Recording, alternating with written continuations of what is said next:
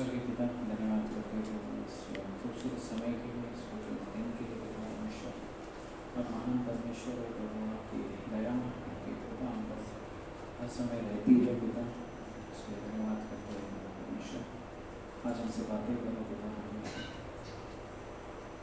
हमारी प्रार्थना है प्रभु, धन्यवाद करते हैं। छोटी सी प्रार्थना प्रभु यीशु मसीह के नाम से करते हैं। आइए हम सब उपदेशक के जाते हैं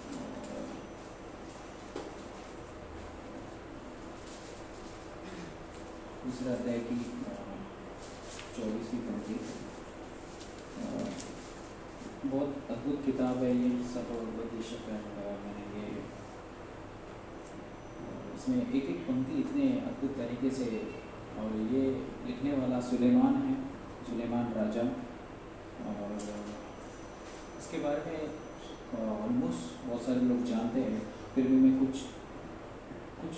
चीज़ें मैं बताना चाहूँगा कि सुलेमान एक बड़ा धनवान था, बुद्धि थी जो स्वयं परमेश्वर ने उसे दी थी, है ना। और इस हिस्से को हम कई बार जानते हैं, पर सब इस पंक्ति को मैं पढ़ता हूँ, इस पंक्ति को पढ़ते दूसरा अध्याय की 24वीं पंक्ति। मनुष्य के लिए खाने पीने और परिश्रम करते हुए अपने जीवन को सुखी रखने के सिवाय और कुछ भी अच्छा नहीं है।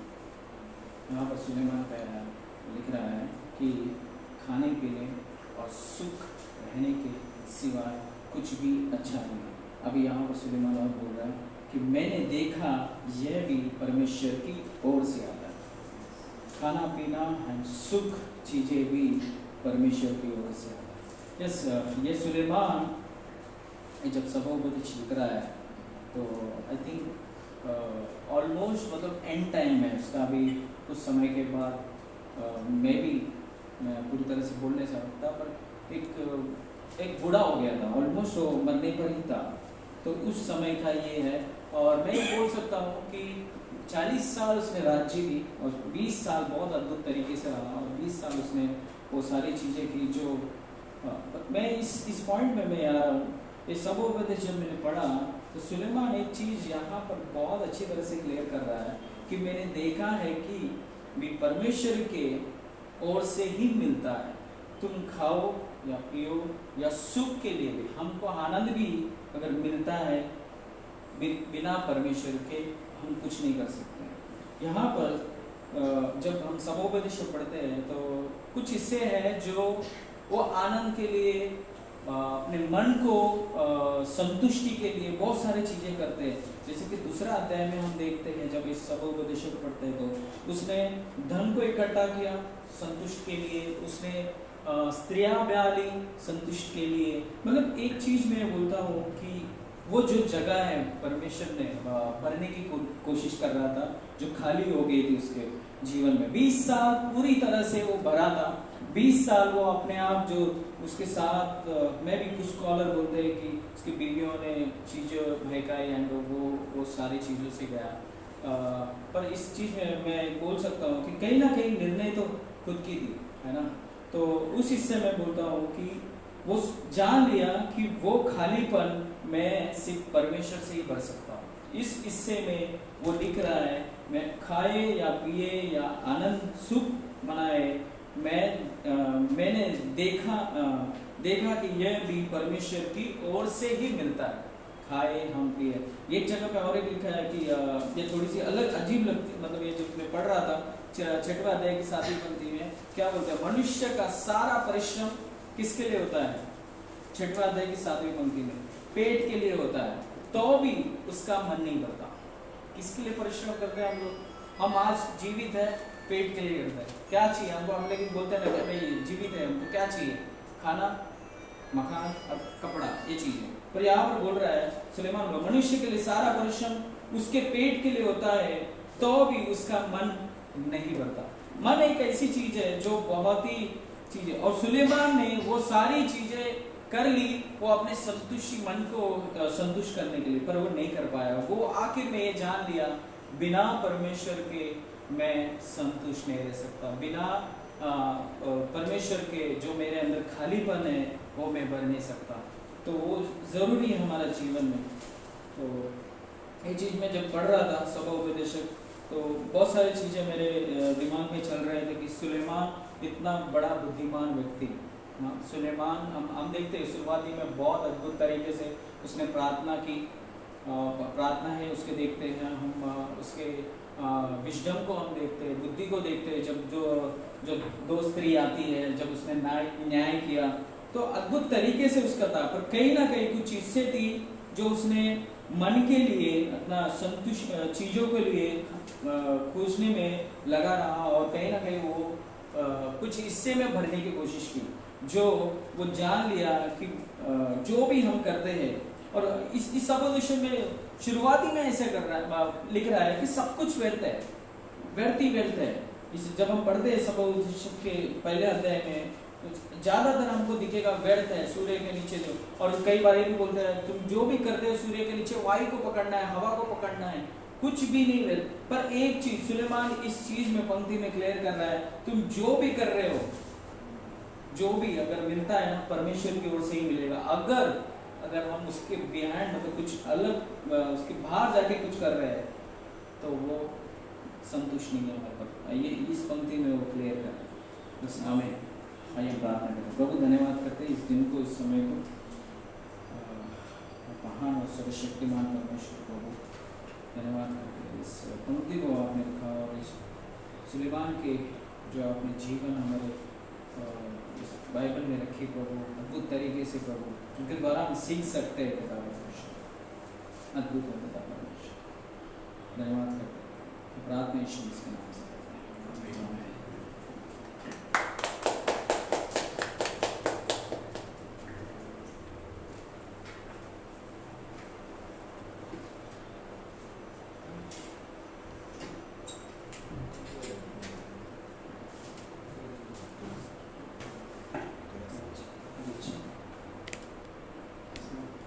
अच्छा ये सब था ना, बस जो भी चीज़ें हैं हमारे सुख के लिए, जब गॉड को है ना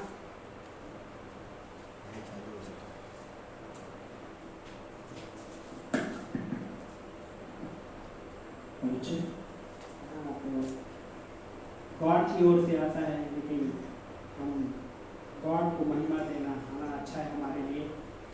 यस, एक विश्वासी एक अविश्वासी उसी चीज़ को क्या कह सकता है कि मैंने तो अपने मेहनत किया है, मेरे बलबूते पे वो सारी चीज़ें हो रही हैं। लेकिन एक विश्वासी यहाँ पे आके ये चीज़ें समझ सकता है, क्योंकि सारा चीज़ें गॉड की ओर से है ना। सारा जो श्रेय बोलते हैं ना, परमेश्वर को जाना चाहिए, और वही है सुलेमान के जीवन में उस तरीके से उसने जाना, और वो चीज़ें यहाँ पे लिख रहा है, अनुभव किया उसने रियल में, है ना। और अच्छा हिस्सा था सब लोग, है ना। सो प्रार्थना करते हैं वचन पढ़ने से पहले। पवित्र परमेश्वर हम धन्यवाद करते प्रभु जी इस दिन के लिए लॉर्ड, इस समय के लिए लॉर्ड जो आपने दिए प्रभु, ब्लेस कीजिए प्रभु। धन्यवाद करते हैं इस पोषण के लिए प्रभु, जो रवि ब्रदर के द्वारा प्रभु आप यहाँ से बातें किए, आपको महिमा देते राजा। आगे भी ऐसे ही प्रभु आप हम सबको लीड करते रहिए प्रभु। प्रभु प्रार्थना करते जो लोग नहीं आ पाए प्रभु, उनको भी आपके हाथों में सौंपते परमेश्वर। ब्लेस कीजिए प्रभु, जो लोग इस वीडियो को देखेंगे प्रभु भी ब्लेस कीजिए। धन्यवाद के साथ इस प्रार्थना को प्रभु यीशु के नाम से मांगते हैं, आमीन। मेरा भी पोषण समोपदेशक से ही है और उसी अध्याय से है।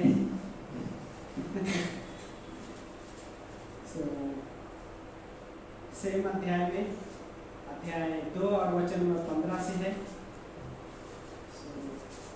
पंक्ति पढ़ते हैं, समोपदेशक का अध्याय 2 वचन नंबर 15 से। तब मैंने अपने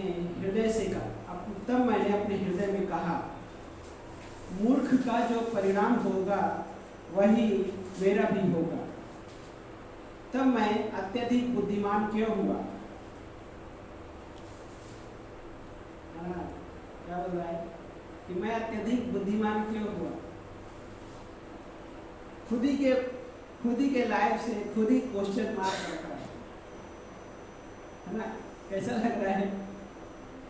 क्यों ऐसा हुआ, है ना? लेकिन आगे क्या है कि आगे लिखा है, अतः मैंने हृदय में कहा यह भी व्यर्थ है।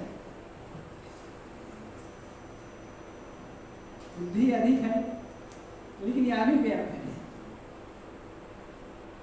और वचन नंबर 16 में, क्योंकि मूर्ख की ही भांति बुद्धिमान का स्मरण भी अस्थायी बना नहीं रहेगा, क्योंकि आने वाले दिनों में सब कुछ विस्मृत हो जाएगा। फिर बुद्धिमान और मूर्ख दोनों कैसे समान मृत्यु को प्राप्त करते हैं। अतः मैंने जीवन से घृणा की, क्योंकि सूर्य के नीचे जो काम किया गया था वह मुझे बुरा लगा, क्योंकि सब कुछ व्यर्थ है और वायु पकड़ने का प्रयास मात्र है ना? और कुलुस्सियों का अध्याय पढ़ते हैं, कुलुस्सियों का अध्याय 3 में।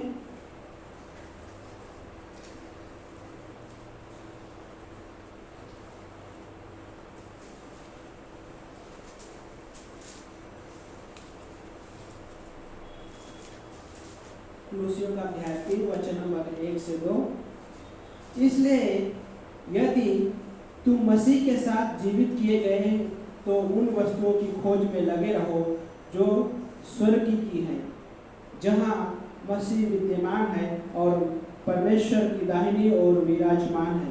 अपना मन पृथ्वी पर की नहीं परंतु स्वर्गीय वस्तुओं पर लगाओ, क्योंकि तुम तो मर चुके हो और तुम्हारा जीवन मसीह के साथ परमेश्वर में छिपा हुआ है।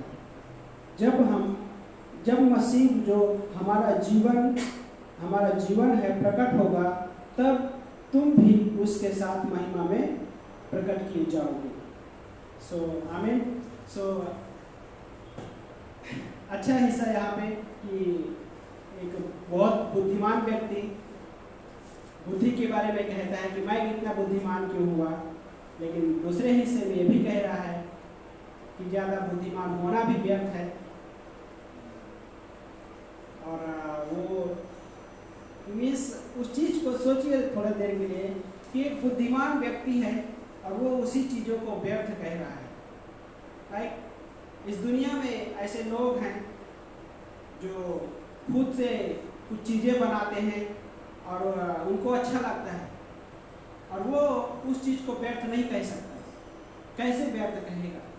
मैंने बनाया है, मैंने मेहनत किया है, मैंने उसमें परिश्रम किया है, मैंने इन्वेस्टमेंट किया है, और कैसे मैं व्यर्थ कह दूँ, है ना? ये कह सकता है। लेकिन कुछ चीज़ें मैं सोच रहा था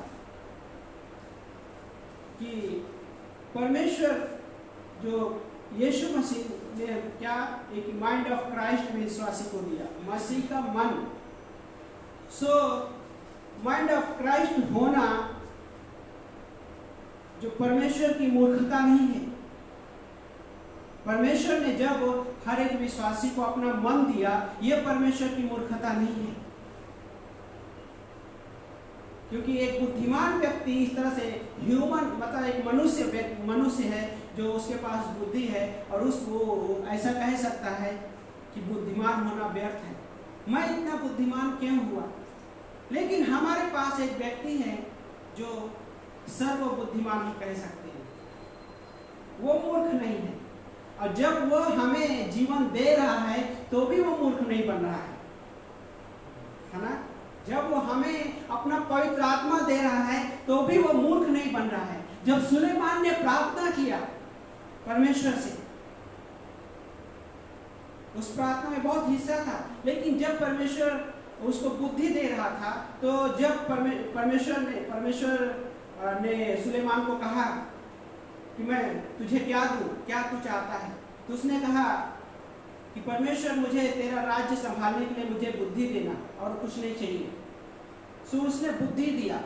सो क्या बुद्धि देने वाला व्यक्ति या परमेश्वर क्या मूर्ख था? नहीं। सोचिए थोड़ी देर के लिए, क्या परमेश्वर ने गलती किया? नहीं। उसने बुद्धि मांगी, गॉड ने उसको बुद्धि दिया, उसके साथ साथ में वो सारा चीजें उसके लाइफ में ऐड कर दिया। हम अपने पापों से क्षमा मांगते हैं, परमेश्वर उसी क्षण में परमेश्वर हमको उद्धार देता है, लेकिन उसके साथ साथ में इतनी सारी चीजें ऐड कर देता है जिसको हम गिन भी नहीं सकते।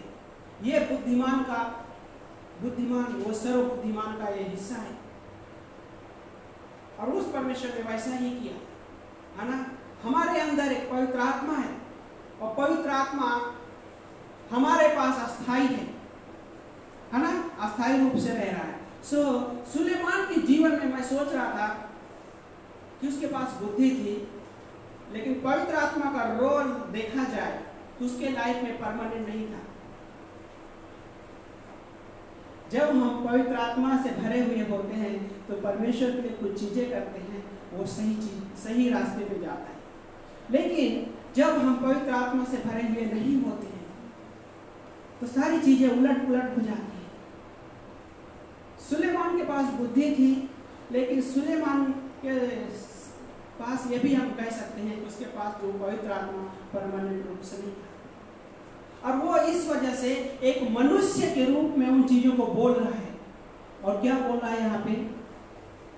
वो कह रहा है कि मैंने अपने हृदय में कहा, क्या कहा? मूर्ख का जो परिणाम होगा वही मेरा भी होगा। ओ इतना बुद्धिमान व्यक्ति जिसको लोग अपना रोल मॉडल समझते हैं, लास्ट संडे हमने कहे थे, जिसको लोग एक ऊंचे स्थान पे रखते हैं, वो व्यक्ति कह रहा है मेरा भी वही रोल होगा। लेकिन यीशु मसीह ने ऐसे नहीं कहा। यीशु मसीह ने क्या कहा?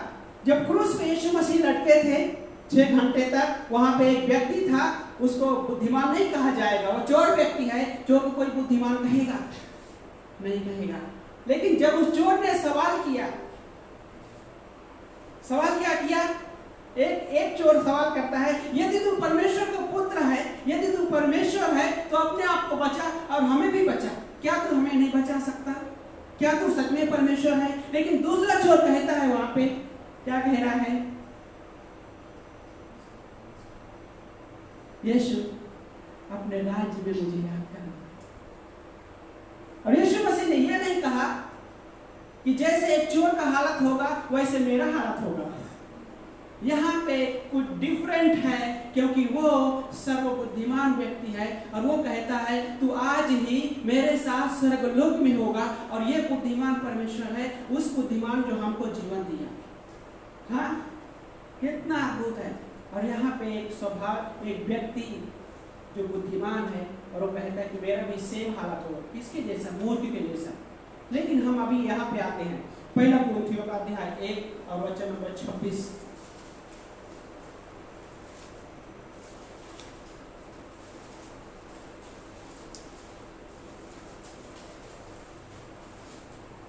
वचन नंबर 26 में पौलुस यहाँ पे कहता है, हे भाइयों, अपने बुलाए जाने पर तो विचार करो कि शरीर के अनुसार तुम में से ना तो बहुत बुद्धिमान, ना बहुत शक्तिमान, ना बहुत कुलीन बुलाए गए, परंतु परमेश्वर ने संसार के मूर्खों को चुन लिया।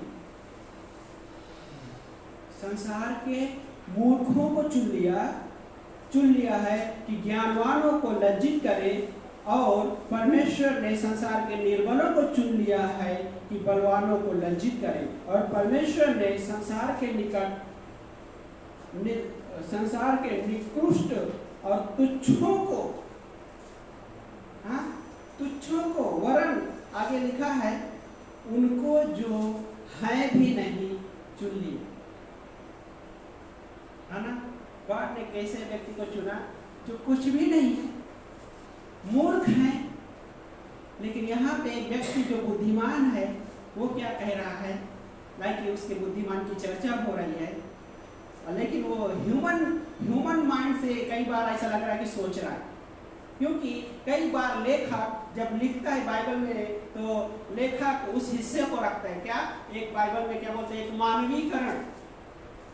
ऐसा लिख रहा है कि एक साधारण व्यक्ति लिख रहा है, ऐसा व्यक्ति बातें करता है इस तरीके से। सुलेमान, और ये बुक के बारे में ऐसा भी कहा जाता है, जैसे रवि ब्रदर कह रहे थे कि सुलेमान बूढ़ा हो चुका है, और बूढ़ा हो चुका है तो अपने अपने उस समय के आसपास। हम देखा कि यह सुलेमान है, लेकिन कुछ लोग मानते हैं डीएल मूडी, आई थिंक, है ना, डीएल मूडी भी उसको इस तरीके से कुछ चीज़ें क्या बोलते हैं,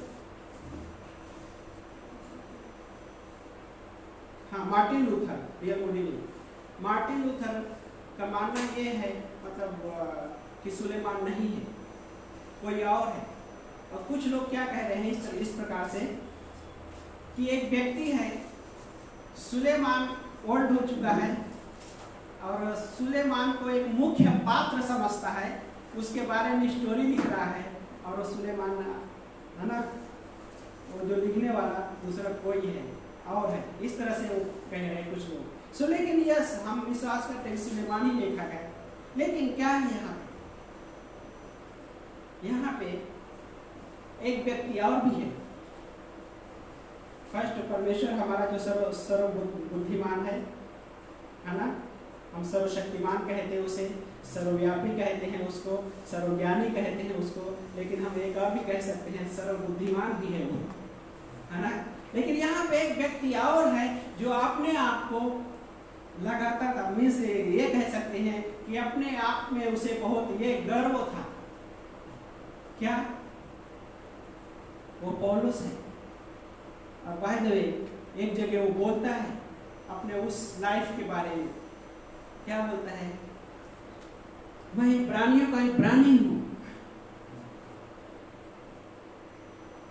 इब्रानियों का इब्रानी हूं। वो भी एक बहुत बड़ा स्कॉलर था, उसके पास एक बुद्धि थी, महासभा का एक सदस्य था, लेकिन अभी उसका लाइफ बदल गया है।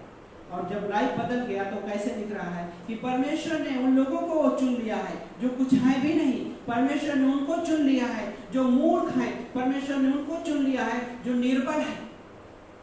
क्यों चुन लिया? ताकि बुद्धिमानों को लज्जित कर सके, धनवानों को भी लज्जित कर सके, बाय द वे, इवन जो अपने आप को बलवान समझते हैं उनको भी लज्जित कर सके। वो उसके पास बुद्धि थी, बाय द वे, लेकिन अभी उसका अलग है, विश्वास में आया और वो उन बुद्धियों पे विश्वास कर रहा है। कौन सी बुद्धियों पे? जो परमेश्वर, रियल में परमेश्वर के द्वारा है। और बात है, सुलेमान के पास भी बुद्धि परमेश्वर के द्वारा ही थी। हम उसको ये नहीं कहते हैं कि परमेश्वर के द्वारा नहीं थी, परमेश्वर के द्वारा ही थी। लेकिन सुलेमान जो चीजें कह रहा है उस समय अपने जीवन के हिस्सों में कहाँ पे मन लगाया? इस पृथ्वी पे मन लगाया, और इस वजह से वो कह रहा है वो व्यर्थ है। लेकिन यहाँ पे एक व्यक्ति है, वो मन अपना कहाँ लगाया? स्वर्गीय वस्तुओं पे मन लगाया, और वो क्या कह रहा है कि वो व्यर्थ नहीं है, हमें एक मूल्यवान बना दिया गया है। और कुलुसियों के अध्याय में जो हमने वचन पढ़े वहाँ पे कुछ चीजें बता रहा है, और अद्भुत हिस्सा है वहाँ पे कुलुसियों का अध्याय में। उसने क्या बोलता है वहाँ पे, अध्याय 3, इसलिए यदि तुम मसीह के साथ जीवित किए गए हो, हाँ, तो उन वस्तुओं की खोज में रहो। हम मसीह के साथ जीवित किए गए, हमने जब विश्वास किया, और आज भी हर एक विश्वासी के लिए, बात है हर एक उस व्यक्ति के लिए जो यीशु मसीह में विश्वास करता है, वो मसीह के साथ जीवित किया जाता है। वो यीशु मसीह में उसका जीवन छिपा हुआ है, और उसके लाइफ को एक बहुमूल्य बना दिया है। और यहाँ पे पौलुस कुछ चीजें कह रहा है, तो उन वस्तुओं की खोज में लगे रहो जो स्वर्ग की है, और आगे जहां मसीह विद्यमान है, उन वस्तुओं की खोज में लगे रहो। सुलेमान, बाय द वे, परमेश्वर ने मना किया था कि कोई भी राजा 3 चीजें नहीं बढ़ाएगा, ना तो धन बढ़ाएगा, ना घोड़े, और ना स्त्रियां, है ना। अब तीनों चीजें वो उसने बढ़ाया। लेकिन पौलुस यहाँ पे कहता है कि वो चीज को बढ़ाना है अपने लाइफ में जो स्वर्ग की है, उन चीजों में ध्यान लगाना है जो स्वर्ग की है, जहाँ पे मसीह विद्यमान है। वो चीजें नष्ट नहीं होगी। लेकिन यहाँ पे एक व्यक्ति बुद्धिमान है, और वो बोलता है जो मूर्ख की कंडीशन होगी वो बुद्धिमान का भी कंडीशन होगा, और फिर अपने बारे में कहता है मैं इतना बुद्धिमान क्यों हूँ। हंसने जैसा है, और कोई भी अगर इस हिस्से को सुनेगा तो हंस सकता है, हाँ, कोई भी इस हिस्से को सुनेगा तो वो हंस सकता है कि आप इतने बुद्धिमान व्यक्ति होने के साथ भी ऐसा ऐसा आप कैसे बोल सकते हो, है ना। लेकिन हम सच में हमारे पास जो गॉड ने दिया है, हम इसको इस तरह से ले सकते हैं। वो बुद्धिमान जो सर्वबुद्धिमान है, उसने मुझे जीवन दिया, उसने मुझे पवित्र आत्मा दिया, और वो पवित्र आत्मा मूर्ख नहीं है। उसके पास जब चीजें आती है तो मूर्खता भरी चीजें नहीं आती है, जब उसके पास विचार आते हैं तो मूर्खता भरे विचार नहीं आते हैं। और पवित्र आत्मा वो भी स्वयं परमेश्वर है, और जब पवित्र आत्मा की ओर से आता है तो मूर्खता भरे विचार नहीं आते हैं। एक इंसान बुद्धिमान हो सकता है, लेकिन उसके पास से विचार जो आएगा मूर्खता भरे विचार हो सकते हैं। लेकिन एक पवित्र आत्मा जो स्वयं परमेश्वर है, उसके ओर से जो विचार आते हैं वो मूर्खता भरे विचार नहीं होते। और ये डिफरेंट है। पौल उस पवित्र आत्मा से भरा हुआ व्यक्ति है, और वो बोलता है कि उन चीजों में अपना मन लगाओ कहाँ पे, जो स्वर्ग की है, जहाँ पे मसीह विद्यमान है। ये बुद्धिमत्ता है, क्योंकि वो किस पे डिपेंड है, पवित्र आत्मा पे डिपेंड है। वो किस पे डिपेंड है, परमेश्वर पर डिपेंड है। सुलेमान अपने लाइफ में किस पे डिपेंड हो गया, धन पे डिपेंड हो गया, एक बुद्धि पे डिपेंड हो गया। लेकिन वो बुद्धि क्या हो गया, धन बढ़ा लिया, पत्नियां बढ़ा लिया, और घोड़े भी बढ़ा लिए। क्या हो गया, वो डिपेंड हो गया बाइबल। लेकिन यहाँ एक व्यक्ति है पौलुस, वो किस पे डिपेंड है, पवित्र आत्मा पे डिपेंड है, उस परमेश्वर पे डिपेंड है। और वो बोलते हैं अपना मन स्वर्गीय वस्तुओं की ओर लगाए रहो, उन वस्तुओं की खोज में लगे रहो जो नष्ट नहीं होने वाली है, उन वस्तुओं की खोज में रहो। यहाँ पे एक बुद्धिमान व्यक्ति तो संसार में नहीं सराहा जा रहा है, लेकिन आत्मिकता में सराहा जा रहा है। यहाँ पे एक व्यक्ति है जिसको संसार में सराहा जा रहा है, लेकिन यस, हम बादशाह सुलेमान को तुच्छ नहीं समझ रहे हैं। उसने जो नीति वचन लिखे वो भी परमेश्वर का बेटा है, लेकिन कुछ चीजें लिखा उसने, हम उन चीजों को ले रहे हैं अपने लाइफ में। ऐसा नहीं है कि वो उन चीजों को नहीं ले रहे। बाइबल को हम गलत नहीं कर रहे हैं, कह रहे हैं बाइबल सही है, परफेक्ट है, उसमें कोई कमी नहीं है। लेकिन एक विचार हम ले रहे हैं, जो विचार एक आम इंसान के द्वारा आ सकता है, जो पवित्र आत्मा पर डिपेंड नहीं हो सकता है, क्योंकि उसके पास परमानेंट रूप से पवित्र आत्मा नहीं थी, है ना। परमानेंट रूप से पवित्र आत्मा नहीं थी। लेकिन जो अगला हिस्सा वहां पे है, पौलुस यहाँ पे जो 3 अध्याय का कुलुस्सियों का 3:2 में बोलता है कि अपना मन पृथ्वी पर की नहीं परंतु स्वर्गीय वस्तुओं पे लगाओ, क्योंकि तुम तो मर चुके हो और तुम्हारा जीवन मसीह के साथ परमेश्वर में छिपा है। और जब मसीह जो हमारा जीवन है प्रकट होगा, तो तुम भी उसके साथ महिमा में प्रकट होगे। कैसा, उसके साथ महिमा में प्रकट होगे। लेकिन यहाँ पे एक बुद्धिमान बोलता है, जो मूर्ख का हालत होगा वही बुद्धिमान का भी होगा। लेकिन गॉड हम मनुष्य के लिए मूर्ख हैं बाइबल, और गॉड के भी नजर में हमें उसने क्या बोलते हैं, हमें वो उस परिस्थिति में देखा और हमको अपना लिया और हमें वो बुद्धिमान बना दिया। और बोलता है पौलुस, उस विचार को तो सोचो। कौन से विचार को, अपने बुलाए जाने के विचार को तो सोचो कि गॉड ने किसको बुलाया है, किसको चुन लिया है, जो कुछ है भी नहीं, जो मूर्ख है। और वो मूर्ख का कंडीशन कैसा है, यीशु मसीह में हमें महिमा दी जा रही है, यीशु मसीह में, है ना। और यहाँ पे वही चीज बता रहा है कि तुम क्या बोलता है कि जब वो हमारा मसीह जो हमारा जीवन है प्रकट होगा, तब तुम भी उसके साथ महिमा में प्रकट किए जाओगे। एक मूर्ख की कंडीशन कैसा बोल रहा है, हम जगत के लिए मूर्ख हो सकते हैं, लेकिन हमको क्या किया गया कि महिमा में प्रकट होंगे उसके साथ। किसके, मसीह के साथ। लेकिन यहाँ पे सुलेमान क्या कह रहा है ना, सुलेमान कह रहा है यहाँ पे कि जो एक मूर्ख का कंडीशन होने वाला है, और वही बुद्धिमान का भी, है ना। और फिर अपने आप को बाइबल ऐसा बोलता है, अपने आप को कोसने जैसा है ना। समझ रहे नहीं शब्द को, अपने आप को कोस रहा है क्या कह रहा है? अत्यधिक बुद्धिमान क्यों हुआ, मैं अत्यधिक बुद्धिमान क्यों हुआ। समुपदेशक अध्याय 2 वचन नंबर 15 में। और आगे 16 में क्या बोलता है? क्योंकि मूर्ख की ही भांति बुद्धिमान का स्मरण भी अस्थायी बना नहीं रहेगा।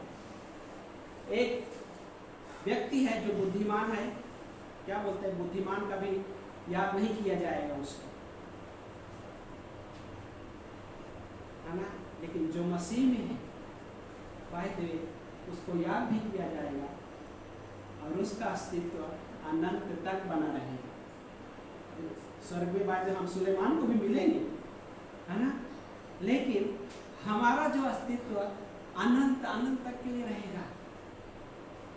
हमारा भले इस पृथ्वी पे हमें याद ना किया जाए, लेकिन हमें याद किया जाएगा हेवन में। हमें आत्मिक नजर से देखा जा रहा है। और हमें कौन देखने वाला है? पिता देख रहा है, पुत्र देख रहा है, पवित्र आत्मा देख रहा है और सारे स्वर्गदूत देख रहे हैं। क्योंकि हमारा स्मरण किया जाएगा। बीमा सीट पे जब लाइन लगेगी, इनाम का समय होगा, इनाम का न्यायासन होगा, तो वहां पे याद किया जाएगा। हर एक व्यक्ति को, हर एक मसीह को याद किया जाएगा और हमें वो लाइफ जीना है। और पौलुस वही कह रहा है कि उन वस्तुओं की खोज में रहो जो स्वर्गीय है।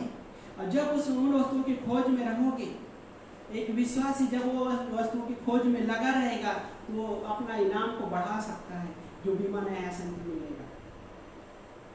लेकिन एक व्यक्ति उन चीज़ों पे डिपेंड होगा, अपने बुद्धि पे डिपेंड हो सकता है, वे भी अपने धन पे डिपेंड हो सकता है, शायद उसके लिए वो इनाम शायद हो सकता है ना, वो इनाम हो सकता है। और आगे हिस्सा वहाँ पे इस तरह से बोलता है, क्या बोल रहा है? फिर भी बुद्धिमान और मूर्ख दोनों एक समान मृत्यु को प्राप्त करते हैं। यस, ये सच है, एक समान मृत्यु को प्राप्त करते हैं। लेकिन लूका के अध्याय में एक कहानी है। कहानी इस प्रकार से है कि दो व्यक्ति हैं, समान मृत्यु है बाय द वे। एक तो धनवान है और एक भिखारी है। निर्धन लाजर और धनवान व्यक्ति का स्टोरी है। उस स्टोरी में जो धनवान व्यक्ति की मृत्यु होती है उसको नरक में जाता है, और निर्धन लाजर जो गरीब है उसकी भी मृत्यु होती है।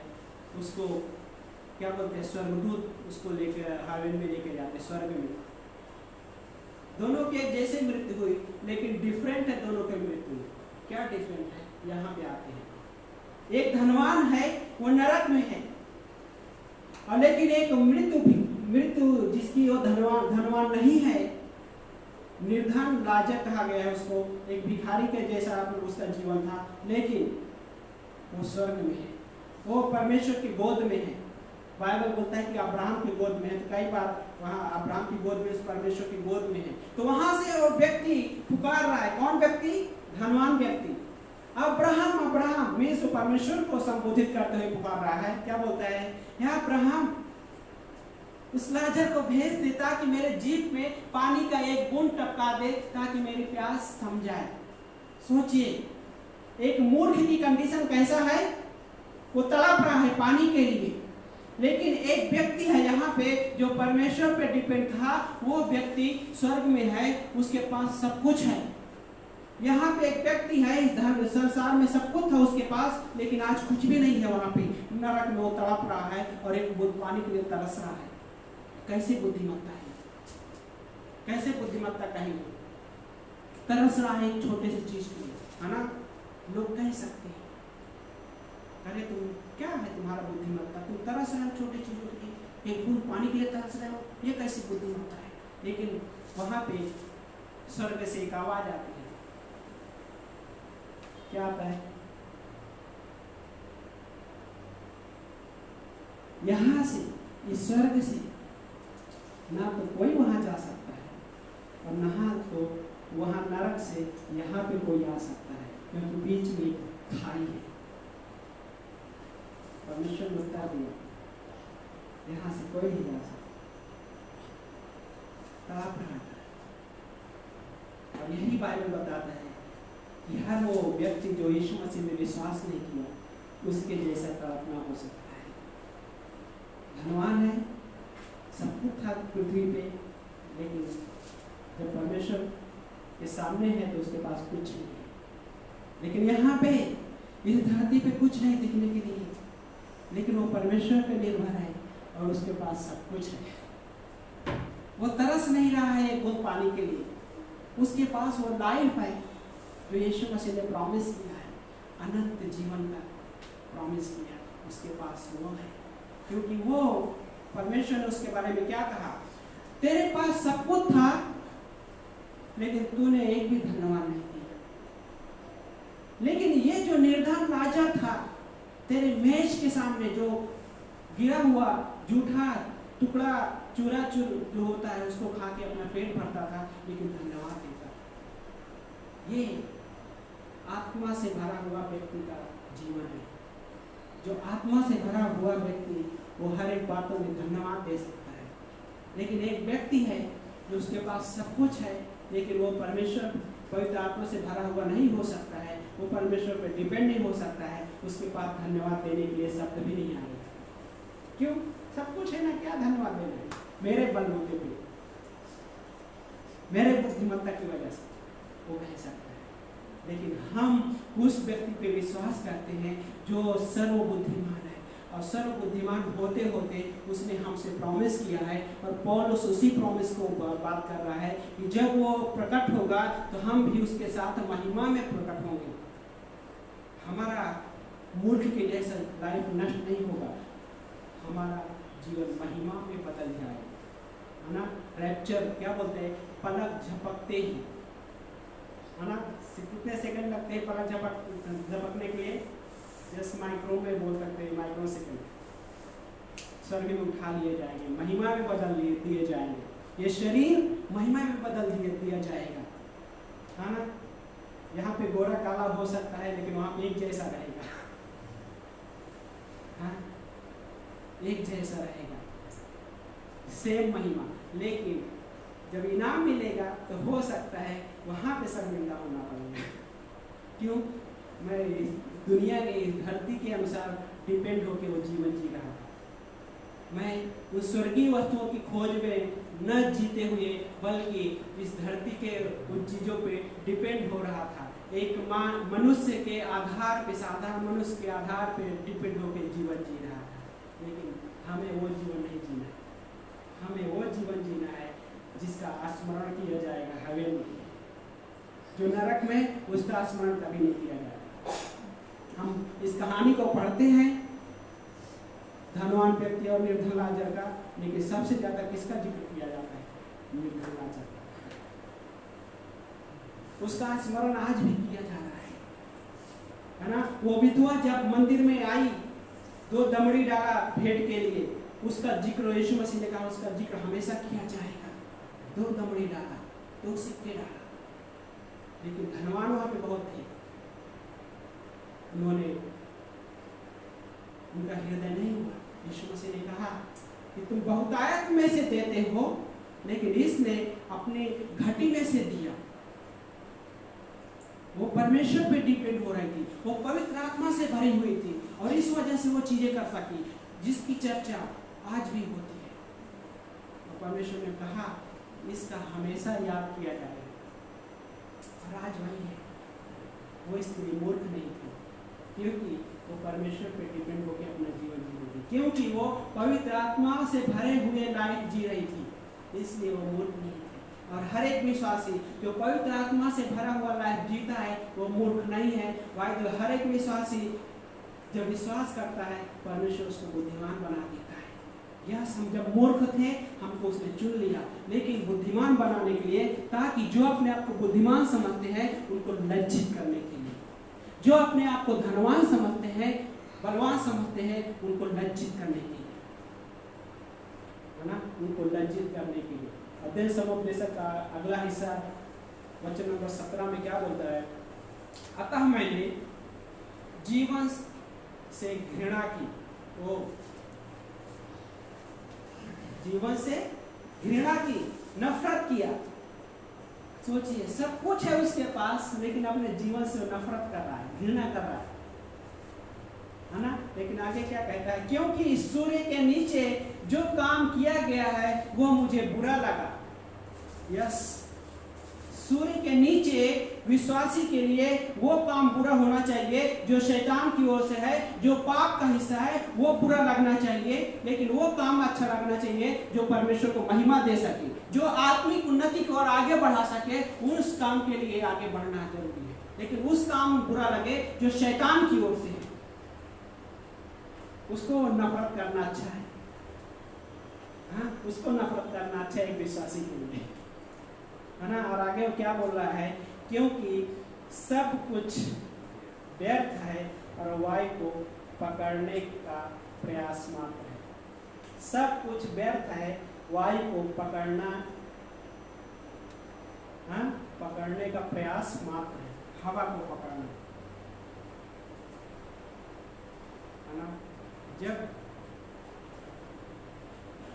इंसान अपने खुद पे डिपेंड होके, अपने चीज़ों पे डिपेंड होके, अपने धन पे डिपेंड होके करता है, तो वायु को पकड़ने जैसा हो गया। और सच्चाई ये है कि आज तक कोई हवा को नहीं पकड़ पाया, कोई नहीं पकड़ पाया, लेकिन एक बुद्धिमान है जो उस हवा को रोक दिया। वो बुद्धिमान हवा को रोक दिया। तूफान आया, उसने कहा शांत हो जाओ, और रुक गया। हमारे लाइफ में ऐसे बहुत हिस्से हैं, आज भी हमको देखने को नहीं हो रहा है, जिस हिस्सों को गॉड ने, मतलब हिस्से थे, हम हो सकते हैं, जिसको यीशु मसीह ने रोक दिया, हम पे आंच नहीं आने दिया, उन हिस्सों को रोक दिया। लेकिन हमारा लाइफ मूल्यवान बना, कीमती, भले हमें यहाँ पे स्नान नहीं किया जाए, लेकिन हमें स्नान किया जाएगा। स्वर्ग आज भी हमें और आपको स्मरण करते बाइबल। क्यों? जब आप परमेश्वर के महिमा के लिए कार्य करते हैं, जब आप परमेश्वर के साथ जीते हैं, जब आप पवित्र आत्मा से भरे हुए लाइफ को जीते हैं, तो स्वर्गदूत आपके लाइफ के बारे में हर एक हिस्से को लिखते हैं, रिमेंबर किया जाएगा। मलाकी कहते हैं रिमेंबर किया जाएगा, याद किया जाएगा। और स्वर्गदूत बाय द वे आज भी याद कर रहे हैं, आपका रिपोर्ट ले रहे हैं और परमेश्वर के सामने रिपोर्ट को पेश भी कर रहे हैं। परमेश्वर देखिए, ये व्यक्ति आज परमेश्वर के साथ चला और बहुत विश्वासियों के चला, वो पवित्र आत्मा पर निर्भर होकर जो चीजें किया जो परमेश्वर को महिमा देना चाहिए थी, और वो रिकॉर्ड कर रहे हैं, सब चीज लिख रहे हैं, रिमेंबर किया जाए। और आज भी रिमेंबर किया जा रहा है। यहाँ पे हम हैं, हर एक चीज़ों के लिए स्वर्गदूत रिकॉर्ड कर रहे हैं, बाइबल आपके सारा चीज़ें लिख रहे हैं, और वो परमेश्वर को पेश किया जाएगा, और सारे स्वर्गदूत तालियां बजाएंगे। बाइबल ये सच है, बाइबल है ना। जब पेश किया जाता रहेगा हर एक के बारे में, आज भी तो तालियां बजती रहेगी हेवन में। जब एक व्यक्ति, बाइबल बोलता है कि जब एक व्यक्ति मन फिराता है तो सारा स्वर्ग आनंद मनाता है, तालियां बजाई जाती है कि एक व्यक्ति शैतान के राज्य से बचा लिया गया, हेवन में आ गया, तालियां बजाई जा रही।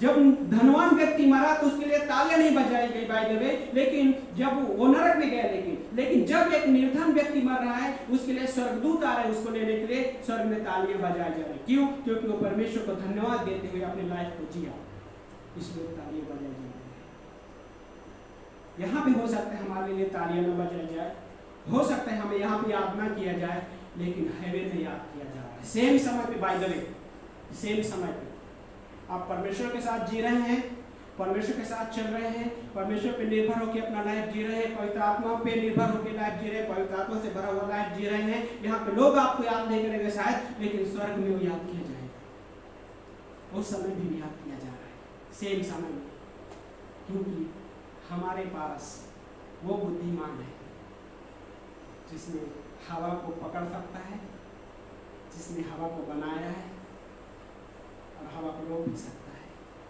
वो बुद्धिमान हमारे पास है जो ये नहीं कहता तुम्हारा लाइफ व्यर्थ है। हमारे पास वो बुद्धिमान है ना, वो हमारे लाइफ को कीमती बना दिया है ना। और आखिरी हिस्से में इस प्रकार से है ना,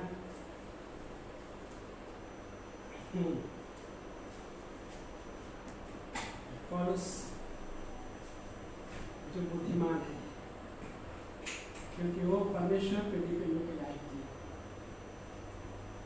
पवित्र आत्मा से भरा हुआ लाइफ जिया। वो हमको कह रहा है कि हमारा लाइफ मसीह में छिपा हुआ है, और जब वो प्रकट होगा उसके साथ हम भी महिमा में प्रकट किए जाएंगे। यहाँ पे ऐसा लगता है पेन हो रहा है, यहाँ पे ऐसा लगता है कि कैसा लाइफ आगे बढ़ेगी, यहाँ पे ऐसा लगता है, कई बार सवाल आते भाई, अगर कोई विश्वासी ऐसा बोले कि सवाल नहीं आता तो इम्पॉसिबल है, सवाल आता है विश्वासी के पास भी, और कब तक ये चीज़ें चलेगी। मैं तो प्रार्थना किया था 2 साल पहले, 4 साल पहले मैंने प्रार्थना की थी, ये कब तक चलेगा। लेकिन स्टोरी यहाँ पे खत्म नहीं हुई है, अभी स्टोरी बाकी है। जब वो प्रकट होगा तो हम महिमा में उसके साथ प्रकट होंगे, और ये हमारे लिए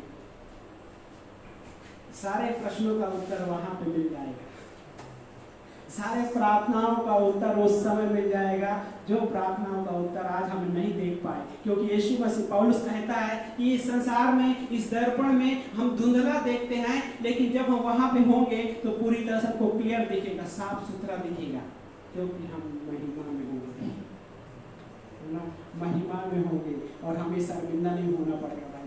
लेकिन शर्मिंदा होना पड़ सकता है कैसे, कि मैं पवित्र आत्मा में डिपेंड होकर ना जीऊँ, पवित्र आत्मा से भरा हुआ लाइफ को ना जीऊँ, मैं एक ह्यूमन, एक आम इंसान की तरह उन चीज़ों पे डिपेंड होकर जी कर उन चीज़ों को खो सकता हूँ, है ना, खो सकता हूँ। लेकिन हमें लोग डिपेंड होकर जीना है जो परमेश्वर चाहता है ना, वो चीज़ें खोज में रहना है जो स्वर्गीय है ना।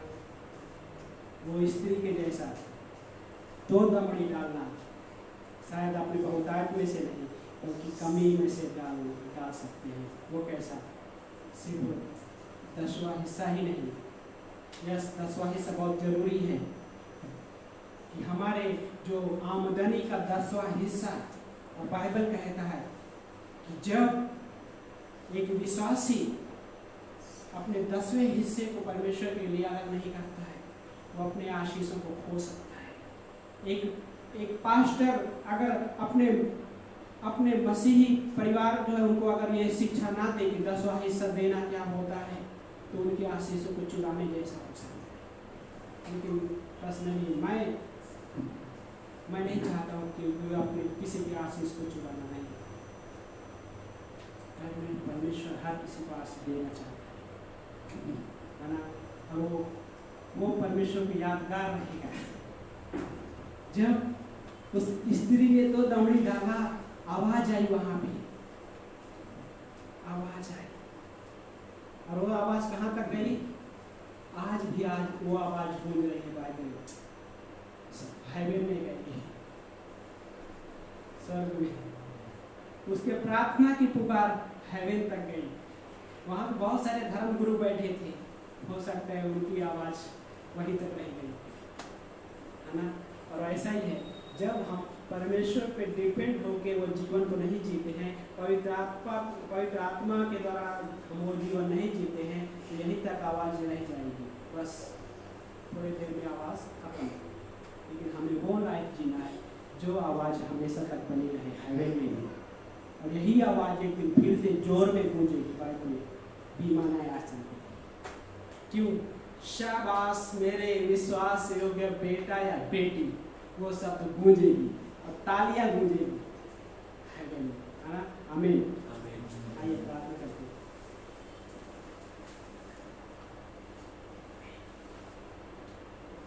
पवित्र आत्मा हम धन्यवाद देते हैं, प्यारे पिता हम धन्यवाद देते हैं, परमेश्वर हम धन्यवाद देते हैं। त्रिएक परमेश्वर जो हमारे लाइफ में आपने वो सारा चीज जोड़ा है प्रभु, जब हमने विश्वास किया।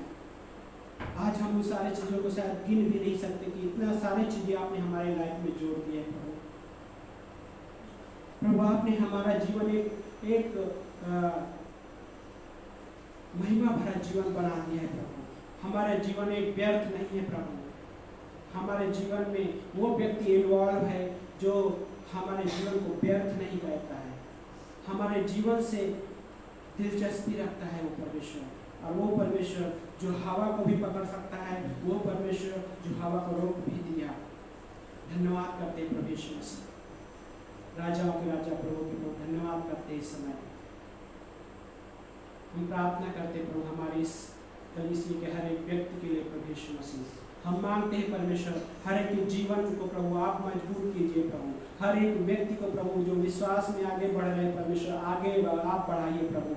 हर एक उस व्यक्ति को प्रभु आपके अपने राज्य के लिए इस्तेमाल कीजिए प्रभु। हम प्रार्थना करते हैं परमेश्वर कि इस कलीसिया का हर एक व्यक्ति वो शब्द सुनने के योग्य बने प्रभु। शाबाश मेरे पुत्र, शाबाश मेरे पुत्री, वो योग्य बन सके प्रभु। मेरी प्रार्थना है प्रभु कि हर एक व्यक्ति को इस तरह से इस्तेमाल कीजिए प्रभु, ताकि वो स्वर्ग में शर्मिंदा ना हो सके प्रभु। हाँ प्रभु, धन्यवाद करते प्रभु। मांगता हूँ प्रभु यीशु मसीह हर एक के विश्वास को मजबूत करना परमेश्वर। प्रभु हो सकता है किसी के लाइफ में ऐसी हिस्सा हो सकता है कि कब खत्म होगा वो तकलीफों वाला हिस्सा, या कब खत्म होगा वो वेट करने वाला समय। लेकिन यीशु मसीह हमारी प्रार्थना, मेरी प्रार्थना प्रभु एक आपका बेटा पुत्र होने के नाते मांगता हूँ कि प्रभु आप उनको उत्तर देना प्रभु। हाँ प्रभु, हम प्रार्थना करते हैं इस समय परमेश्वर, यदि कोई इस वीडियो को देख रहा है और वो अभी तक अपने जीवन में वो चीज़ों को नहीं समझ पाया कि यीशु मसीह क्या इतना भी करना चाहते हैं, लेकिन मैं एक चीज़ बताना चाहता हूँ। यदि आपने अभी तक विश्वास नहीं किया यीशु मसीह में यदि आप विश्वास करते हैं और वो छोटी सी प्रार्थना इस प्रकार से कह सकते हैं, प्रभु यीशु मैं आपके नाम में विश्वास करता हूँ। प्रभु यीशु मैं आपके नाम में अपने पापों से क्षमा मांगता हूँ या क्षमा मांगती हूँ। तो मैं आपको एक सच्चाई बताता हूँ कि प्रभु यीशु मसीह ने आपके सारे पाप क्षमा कर दिए हैं, और प्रभु यीशु मसीह ने आपके लाइफ में वो सारा चीज़ें जोड़ दिया है जिसको आप सोच भी नहीं सकते हैं, जिसकी आप कल्पना भी नहीं कर सकते हैं। प्रभु यीशु मसीह ने आपके लाइफ में वो चीज़ें जोड़ दी हैं। धन्यवाद करते हैं परमेश्वर, धन्यवाद करते हैं राजा। प्रभु हम प्रार्थना करते हैं प्रभु, जिसको चंगाई की जरूरत है प्रभु आप चंगाई दीजिए प्रभु, शारीरिक चंगाई प्रभु, इमोशनली चंगाई प्रभु यीशु मसीह। हाँ प्रभु, आत्मिक चंगाई की प्रभु हम मांगते हैं परमेश्वर। हाँ प्रभु, धन्यवाद करते हैं प्रभु जी, हेल्प कीजिए प्रभु हर किसी को प्रभु। हाँ प्रभु, हेल्प कीजिए, धन्यवाद करते हैं राजा। ये कुर्सियाँ जो खाली है परमेश्वर प्रभु, ये कुर्सियाँ भरने वाले आप हैं प्रभु, मैं नहीं प्रभु। मैं तो एक साधारण इंसान है प्रभु, लेकिन आप भरेंगे। इस भवन को भरने वाले आप हैं परमेश्वर। हम प्रार्थना करते हैं इस जगह के लिए परमेश्वर, ब्लेस कीजिए इस जगह को परमेश्वर। यहाँ का जो मैनेजमेंट है प्रभु इस स्कूल का प्रभु, आप उन्हें भी ब्लेस कीजिए प्रभु। धन्यवाद करते हैं राजा, धन्यवाद करते हैं यीशु मसीह के नाम से, आमीन।